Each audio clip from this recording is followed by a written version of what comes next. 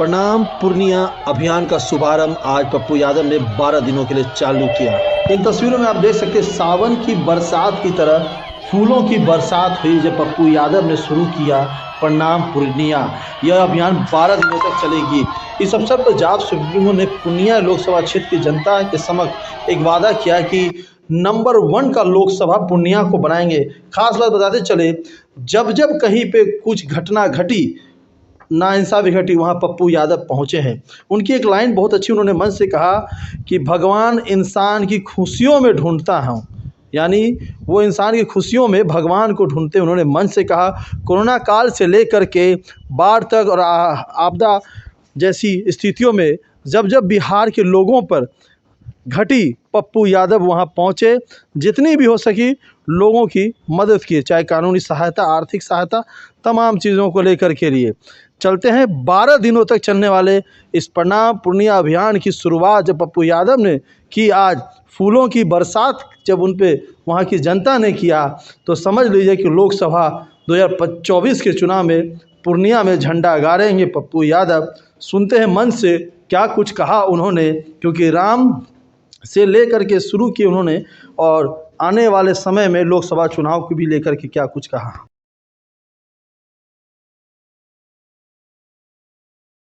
मधेपुरा, सहरसा, सुपौल के लोगों ने तब भी भारत की सेवा हमने की। हर बिहार के घर के बच्चों को हमने लाया, रेमडेसिविर हमने पहुंचाई। पीएम से रेमडेसिविर नहीं मिला, नरेंद्र मोदी ऑक्सीजन नहीं दे पाए। ये औकात मोदी जी की नहीं है।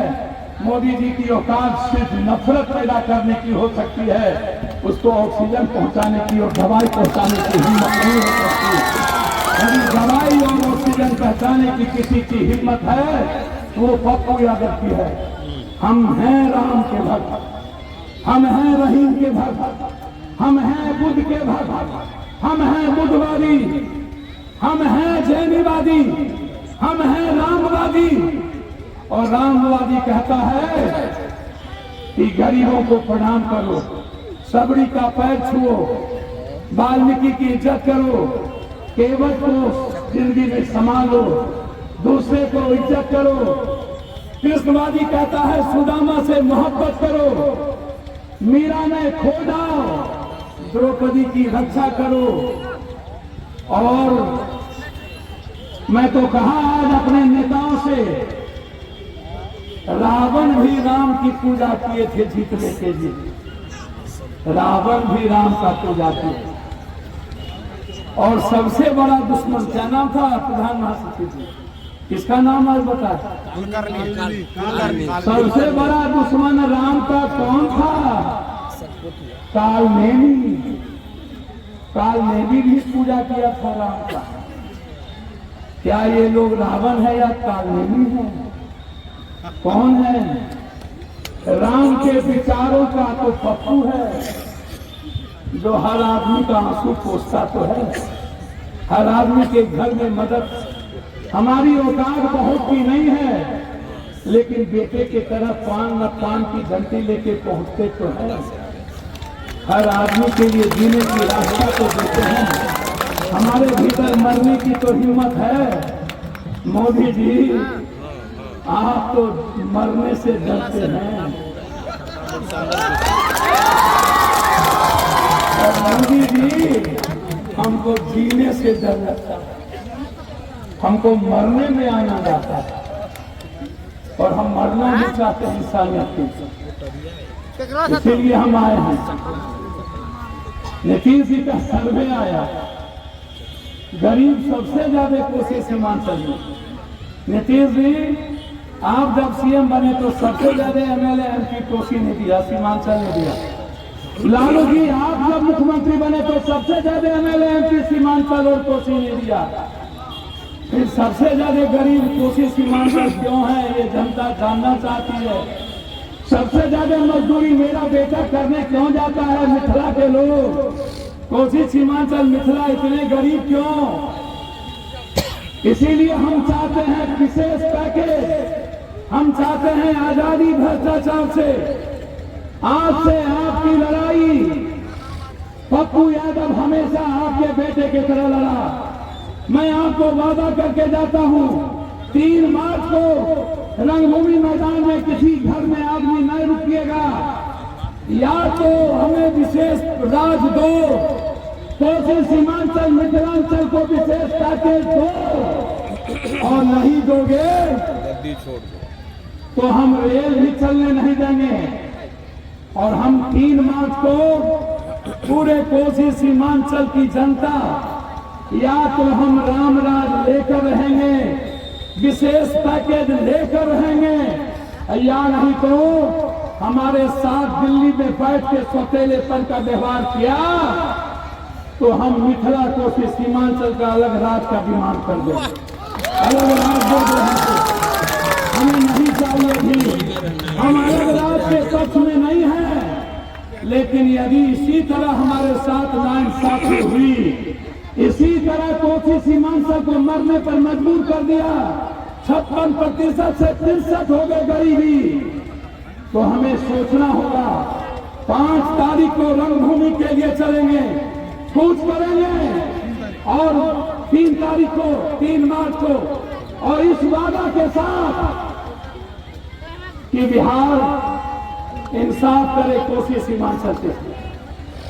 आप चाहते हैं ना कि पूर्णिया में आपको, मेरी जिंदगी का एक ही मकसद है आपकी खुशी, आपका मुस्कुराहट। आपकी याद करिए वो दिन 90 का दिन, याद करिए जो लोग इस हिंदुस्तान में रामराज की बात करते हैं, उन्हें नहीं पता रामराज का मतलब होता है आम आदमी का राज।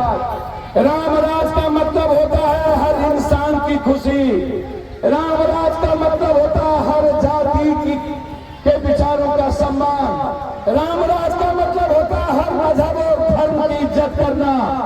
रामराज का मतलब होता है अपनों से दूसरों की इज्जत करना। रामराज का मतलब होता है हर इंसान के लिए जीना। रामराज का मतलब होता है हर दुखी और परेशान आदमी के साथ खड़ा रहना। रामराज का मतलब होता है आर्थिक आजादी। राज वो था 90 में, जब किसी के घर में, किसी सड़कों पर एक ईटा सोलिंग नहीं थी, कोई फूल नहीं था। याद करिए 90 का वो दिन, हर घर से ट्रैक्टर मैंने मंगाया था और सरकारी पोल नहीं भेजी थी। चले गए हमारे बहुत सारे इस इलाके के पूर्वज, जिनके वालिद आज तीसरे पुश्त में हम लोग हैं। चले गए इस चकला के बहुत सारे हमारे बुजुर्ग, जिसकी दुआएं पप्पू यादव के साथ हुआ करता था। चले गए लल्लू बाबू, जो अपनी जिंदगी का मकसद पप्पू यादव के लिए जीने का मकसद रखते थे। याद करिए वो दिन जब हर घर में जब अंधकार होता था, पूरी दुनिया, पूरा देश अंधकार में था। पूर्णिया को उजाला पप्पू यादव ने किया था। हर घर की रोशनी थी पप्पू यादव, हर घर की उम्मीद थी पप्पू यादव, हर घर का सपना था पप्पू यादव, हर घर का विश्वास था पप्पू यादव। याद करिए पूर्णिया और बिहार के उस डॉक्टर का आतंक, जो गलत डॉक्टर थे। मैं सही डॉक्टर के खिलाफ नहीं कभी रहा। आप याद करिए जब एक भी गरीबों का शोषण नहीं हो सकता था, सरकार एक तरफ, पप्पू यादव और हमारी भगवान जो जनता है, मेरा भगवान तो आप है, मेरा राम और रहीम आप है, मेरा सुफी बुद्ध नानक वाल्मीकि आप है, मेरा कबीर आप है, मेरा कृष्ण आप है, मेरा शिव आप है। मुझे कहीं भगवान ढूंढने की जरूरत नहीं है। मैं तो भगवान इंसान की खुशियों में ढूंढता हूँ। मैं तो भगवान इंसानों के मुस्कुराने के अवसर में ढूंढता हूँ। मैं तो भगवान, जब इस देश, इस बिहार, आज अखबार का सर्वे आया कि पूरे भारत में सबसे ज्यादा गरीब पूर्णिया है, सबसे ज्यादा गरीब सहरसा है, सुपौल है, सबसे ज्यादा गरीब अररिया है, सबसे ज्यादा गरीब किशनगंज है, सबसे ज्यादा गरीब कटिहार है। कब आएगा रामराज? कब आएगा रामराज? जब गरीबी खत्म होगा।